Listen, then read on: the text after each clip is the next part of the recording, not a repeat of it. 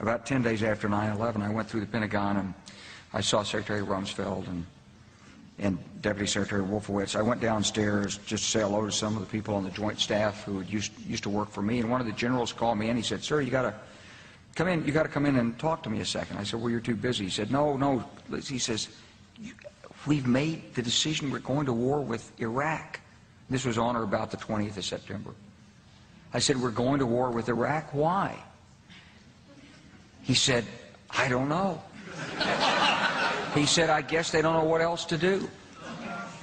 So I said, "Well, did they find some information connecting Saddam to Al-Qaeda?" He said, No. He says, "There's nothing new that way. They've just made the decision to go to war with Iraq."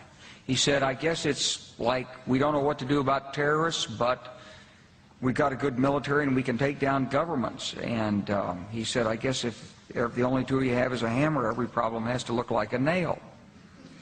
So I came back to see him a few weeks later, and by that time we were bombing in Afghanistan. I said, "Are we still going to war with Iraq?" And he said, "Oh, it's worse than that."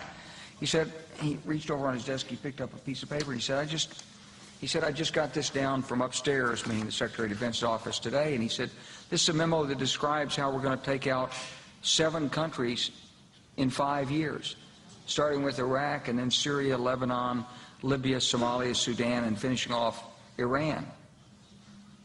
So go through the countries again? Well, starting with Iraq, then Syria and Lebanon, then Libya, then Somalia and Sudan, and then back to Iran. Truth is about the Middle East is, had there been no oil there, it would be like Africa.